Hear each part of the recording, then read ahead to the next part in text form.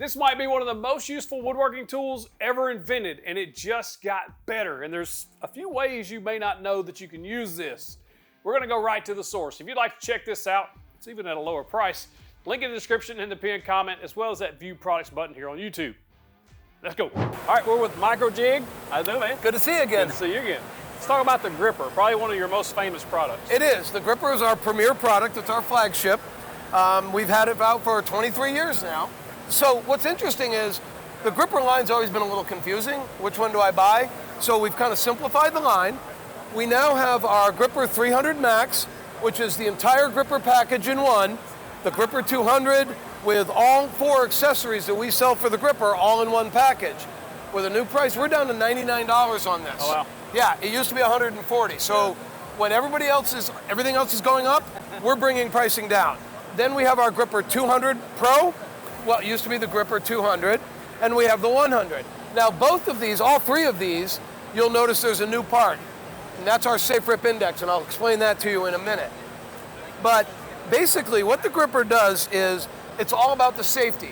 We want to keep our hands away from the bits and the blades that want to bite us. Whether it's the table saw, the router table, the bandsaw, or the jointer, if there's something that wants to bite my fingers, I've got the gripper in hand. And I'll show you why it works. If we're using a push stick, I like these for back scratching, but if you're using a push stick, what you're going to find is that we're pushing from the back corner of the stock. And as you're pushing, the friction and the drag over here, the fact that you're pushing there, wants to move that piece away from the fence. And so what do? We use a feather board here, or we use a second push stick, but the problem is you're not controlling the rip side as it separates from the off ball. And when you see the tool marks along the edge of your fresh rip cut, that's usually not from the front of the blade, it's from the back. Your part has wandered away from the fence and is rubbing on the back side of the blade.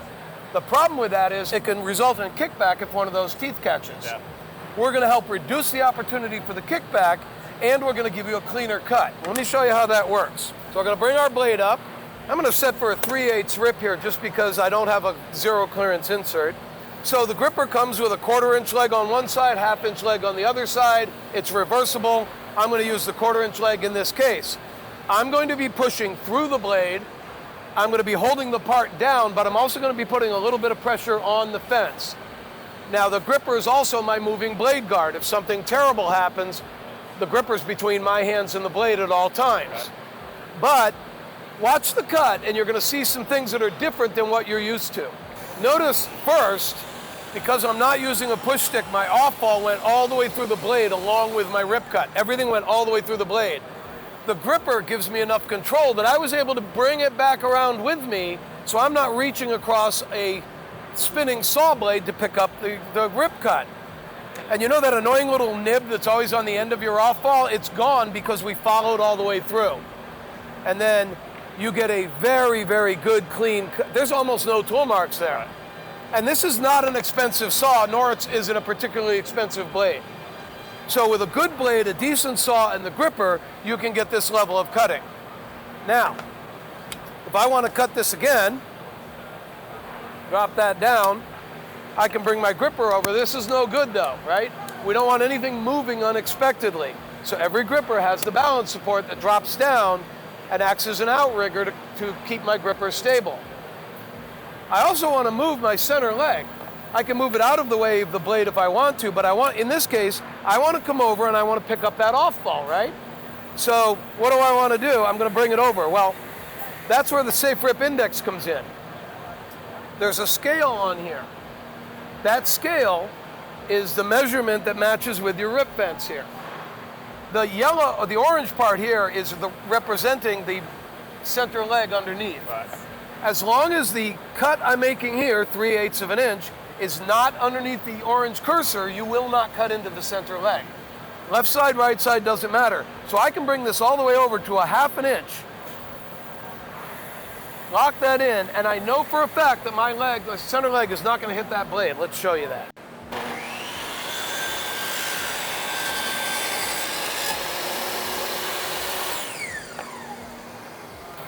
Clean as a whistle.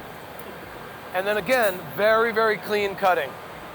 And I don't have to do check cuts. So the new Safe Rip Index comes with all the new grippers, and it is retrofittable to all existing grippers that we've ever sold.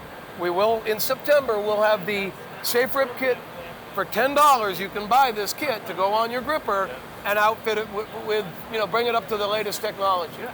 Awesome, man. So we're going to talk a little bit now about, we have 4 accessories that come with the gripper. So we have an 1/8" leg. This is by far our most popular accessory. I like to attach it to the side of my gripper.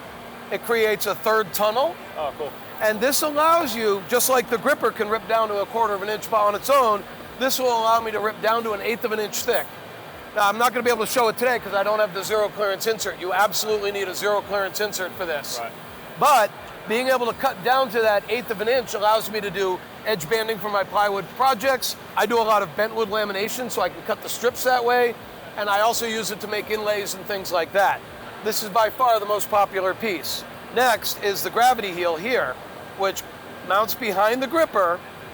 And what it does is it's a heel that physically fits behind the gripper, but it moves out of the way when you're in the middle of your cut.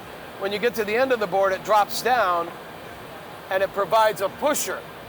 It is sacrificial. I like to put this behind the 1/8" leg on the side of my gripper. I let the saw cut through it, and now I've got a little pusher here to help that 1/8" piece go all the way through. Especially with long pieces, the grip here might not quite be enough. Right. So that ensures that nothing gets stuck in the blade as I go through. Those 2 are our most popular accessories. And keep in mind, this comes with the 300, but if you want to outfit your gripper with this, we have a kit.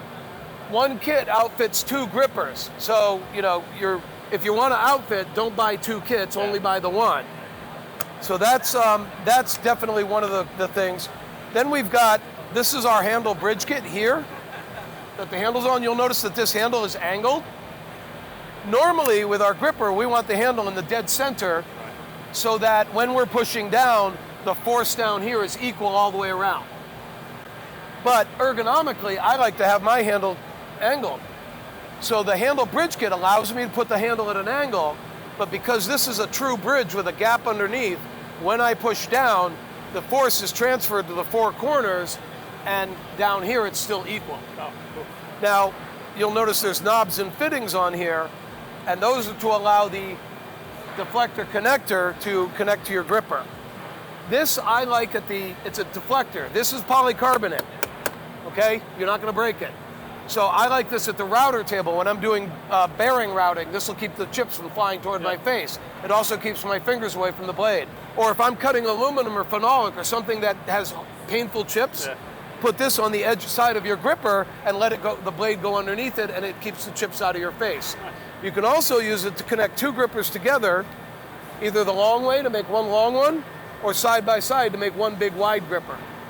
So between the deflector connector, the handle bridge kit, the 1/8" leg, and the gravity heel kit, this all comes standard in the GR300 package. Awesome.